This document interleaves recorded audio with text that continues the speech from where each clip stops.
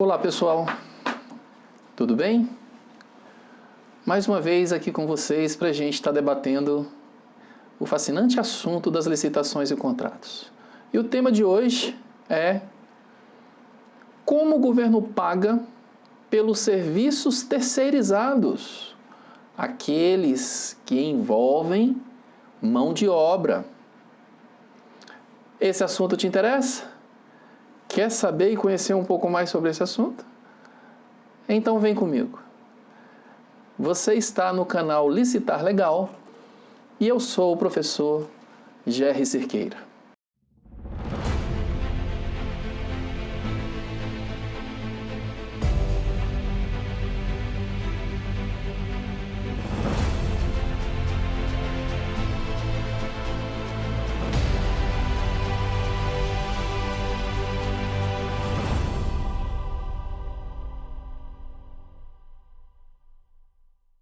Muito bem, pessoal, nós fizemos um vídeo que eu vou deixar o link aqui na descrição, em que eu explico qual é a regra, qual é a sequência ordinária do pagamento da despesa pública, do pagamento que o governo efetua pelos serviços prestados ou pelos produtos fornecidos.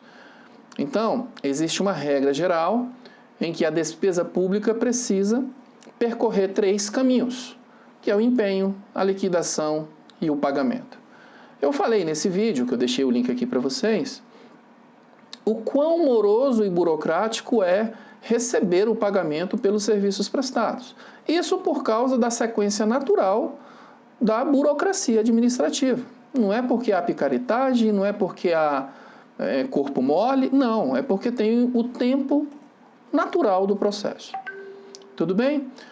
Daí, alguns colegas entraram em contato comigo, muitos elogiando sobre o vídeo, sobre o assunto, mas fazendo algumas perguntas curiosas. Por exemplo, uma pergunta que eu achei muito curiosa foi o seguinte: professor, esse vídeo que o senhor postou explicando para nós como que o governo paga, se aplica a todo e qualquer tipo de produto ou de serviço? Eu falei, não, de maneira alguma. Aquilo ali é a regra geral. E hoje, neste vídeo, eu vou explicar para vocês como que funciona o pagamento pelos serviços prestados no âmbito da terceirização com mão de obra. Tudo bem? Então vou explicar para vocês como que funciona o pagamento pelos serviços prestados quando envolve alocação de mão de obra.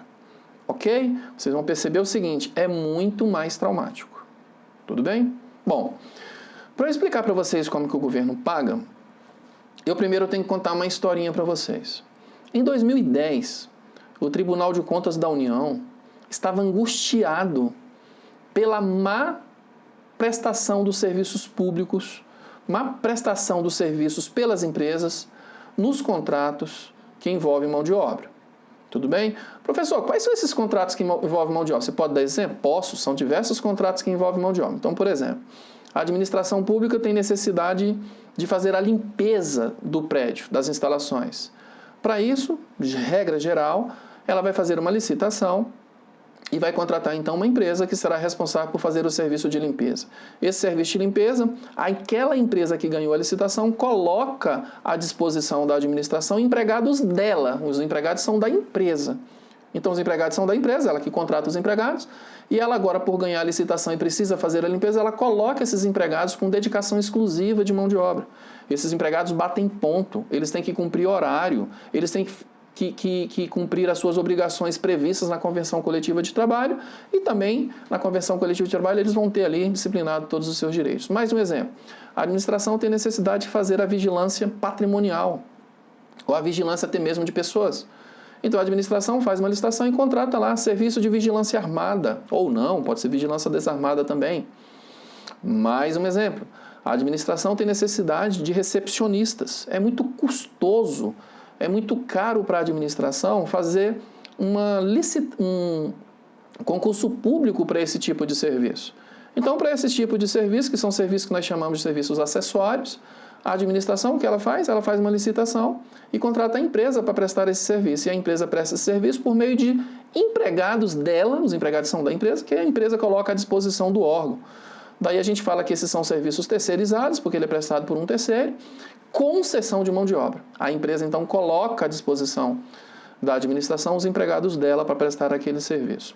Pois bem, em 2010, o TCU criou um grupo de trabalho para estudar o porquê desses contratos serem tão dificultosos. Esses trabalhos, pessoal, esses contratos são os contratos que mais dão trabalho para nós na administração pública. É difícil demais gerir um contrato desse. Esses contratos são extremamente sensíveis. E em 2010, o Tribunal de Contas, então, institui um grupo de trabalho. Esse grupo de trabalho era constituído só por notáveis, pessoas da mais alta expertise, e o resultado desse trabalho do grupo de trabalho, o resultado disso, na forma de um relatório, foi submetido ao plenário do Tribunal de Contas da União, que baixou um acórdão em 2013.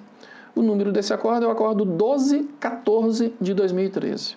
Esse acordo, ele é um acordo paradigma para quem trabalha com licitações e contratos e que está preocupado em conhecer como funciona a contratação de serviços que envolvem mão de obra, sobretudo dos serviços que envolvem mão de obra.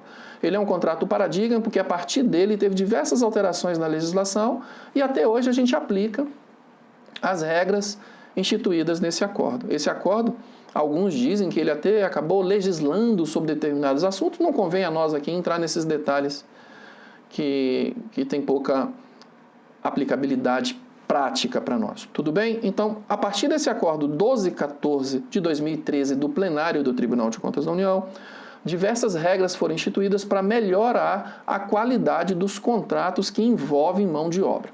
Pois bem, numa dessas alterações, o Tribunal de Contas da União fez um exercício de como funciona ou como deveria funcionar o pagamento. E a partir de então, quem não estava fazendo como o Tribunal de Contas da União chegou à conclusão, teve a obrigação de passar a fazer isso. Se até hoje não está fazendo, está errado. Você corre um sério risco de ter problema com o órgão de controle. Bom, como é que funciona esse contrato então? A administração faz lá a licitação, a empresa ganhou, celebra o contrato com a administração então dispara a ordem de serviço para que a empresa então comece a prestar o serviço que envolve a mão de obra. No primeiro mês da contratação, a empresa tem que trazer uma série de documentação. Então, por exemplo, ela tem que trazer um relatório explicando quais são os empregados que ela vai colocar à disposição da administração. Via de regra, a empresa acaba aproveitando os empregados do contrato antigo. Mas pode ser que não, que ela fez alguma alteração pontual aqui por diversas razões que nesse momento não convém comentar. Ela traz então a relação desses empregados. Ela traz com a relação desses empregados, traz a carteira de trabalho deles. Traz ali na carteira de trabalho as informações quanto ao salário da categoria profissional. Esses profissionais, pessoal, todos eles estão vinculados a determinada categoria profissional que vai ter ali o seu sindicato, que vai baixar ali, que vai tratar dos direitos desses empregados por meio de uma norma coletiva de trabalho. Via de regra, essa norma coletiva de trabalho, nós vamos tratar aqui no nosso vídeo de convenção coletiva de trabalho. Então é na convenção coletiva de trabalho que eu sei qual é o valor do salário, que eu sei quais são os benefícios, se tem vale transporte, se tem vale alimentação, se esses benefícios são pagos adiantados ou não.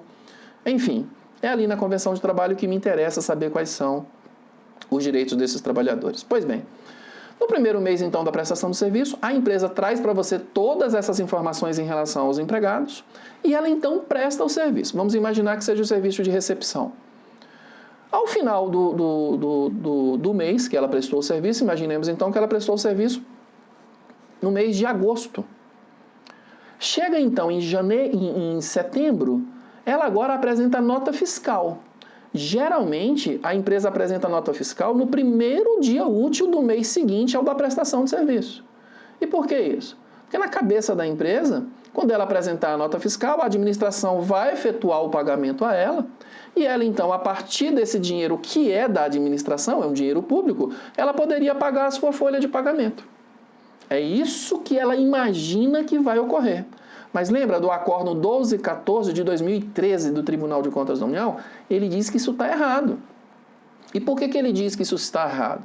Isso está errado porque compete à empresa, cabe a ela, honrar a folha de pagamento salarial dos seus empregados. Lembra? Os empregados são da empresa. Então, cabe a ela honrar a folha de pagamento dos seus empregados. E ela não deve contar com o recebimento da administração para fazer isso. Por quê? Porque o risco da atividade econômica é da empresa. E ela não deveria, então, contar com o recebimento da administração primeiro, para depois efetuar o pagamento à sua folha de empregados. Tudo bem? Então, veja, olha que curioso. A primeira coisa que você tem que entender é que nos contratos que envolvem mão de obra, a empresa, para receber o valor devido pelo serviço que ela prestou, ela tem que trazer um rol de documentos. Vamos ver que documentos são esses? O primeiro documento que ela tem que trazer, que ela tem que comprovar, é que ela quitou a folha de salários. Esse é o primeiro. Ela primeiro tem que efetuar o pagamento da sua folha de salário dos empregados que estão alocados na prestação de serviço, para depois querer receber da administração. E olha que curioso, tem que pagar os benefícios previstos na Convenção Coletiva de Trabalho. Geralmente, por exemplo, o auxílio transporte, o vale transporte e o auxílio alimentação são verbas que a empresa paga antecipadamente ao empregado. Então, o empregado nem sequer começou a trabalhar ainda e ele já deveria ter recebido da empresa o vale transporte para ele se locomover e o auxílio alimentação para ele se alimentar.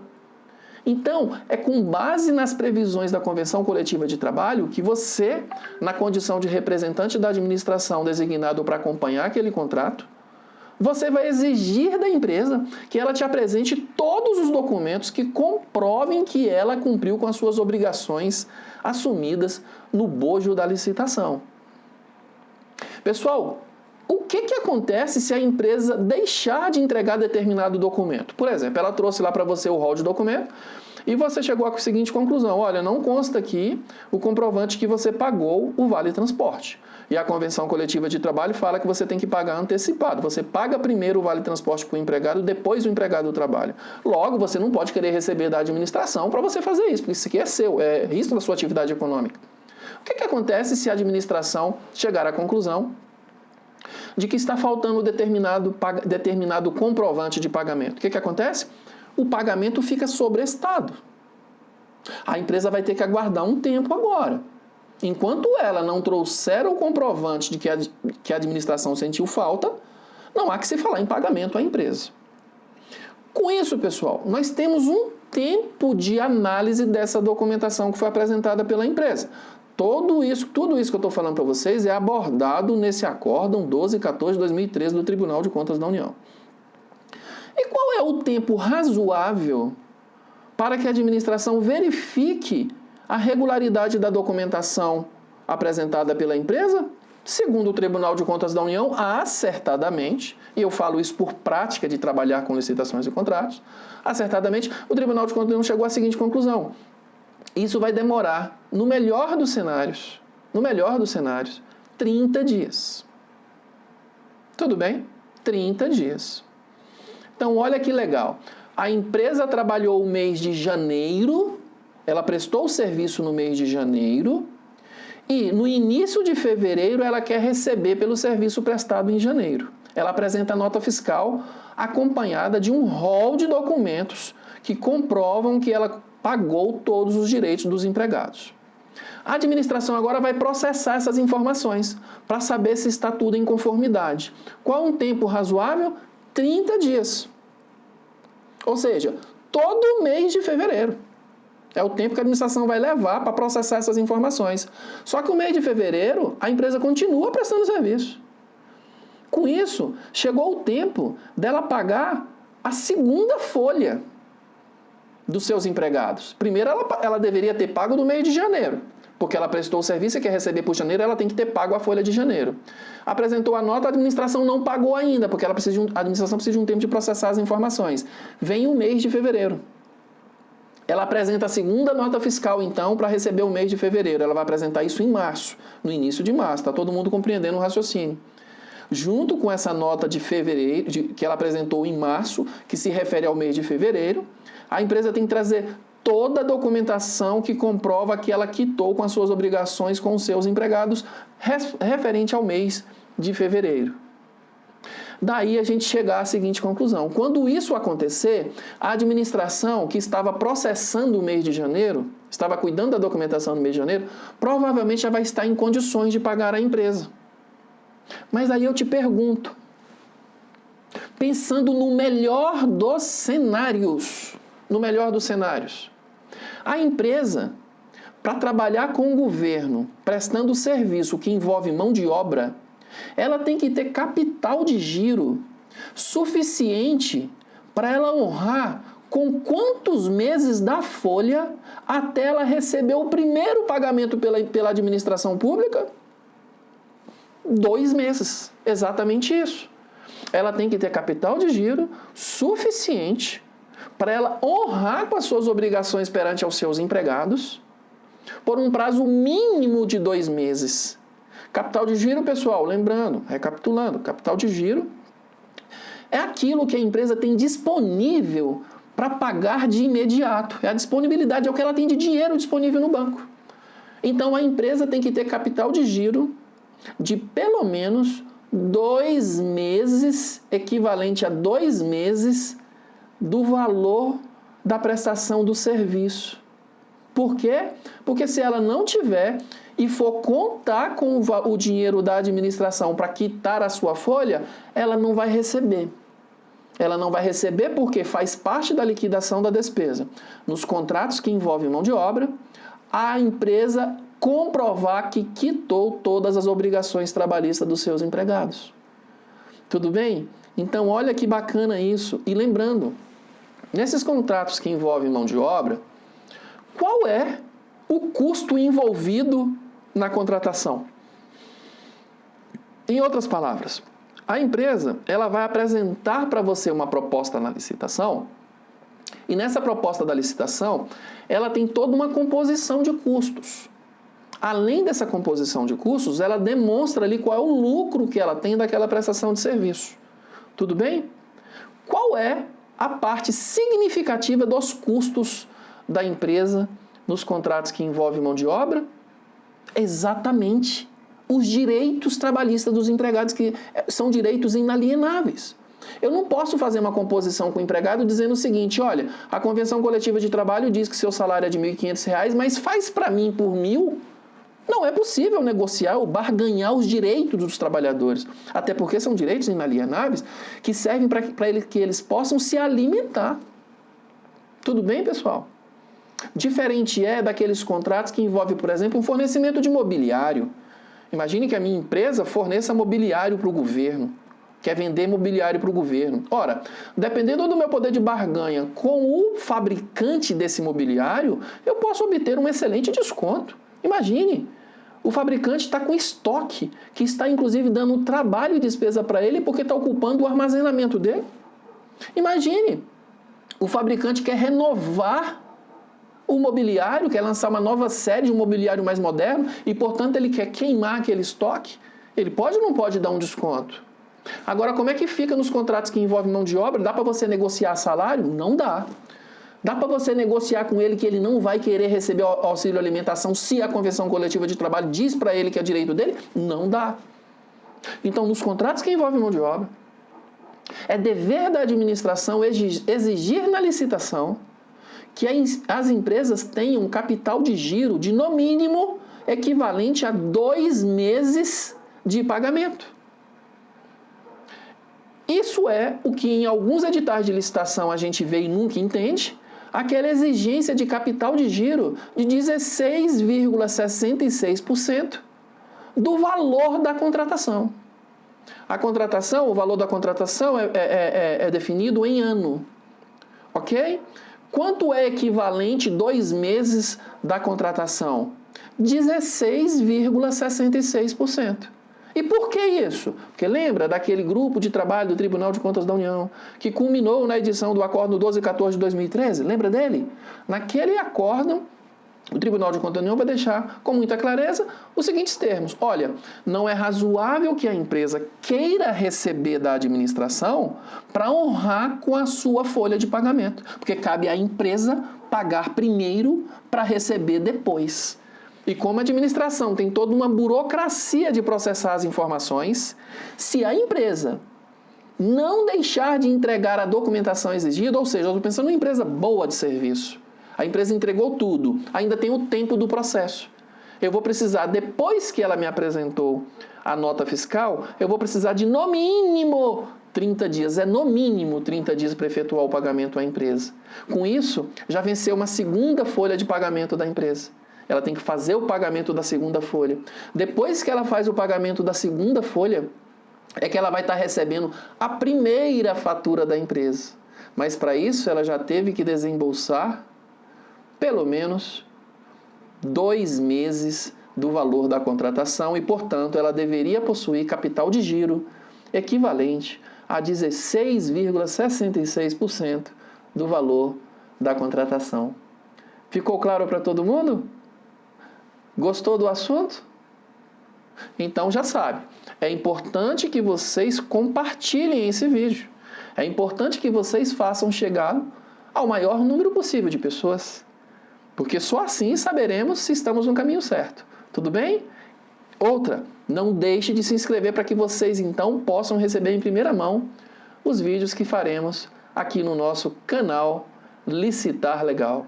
O canal para compartilhar conhecimento. Tudo bem? Forte abraço, pessoal. Obrigado e até a próxima.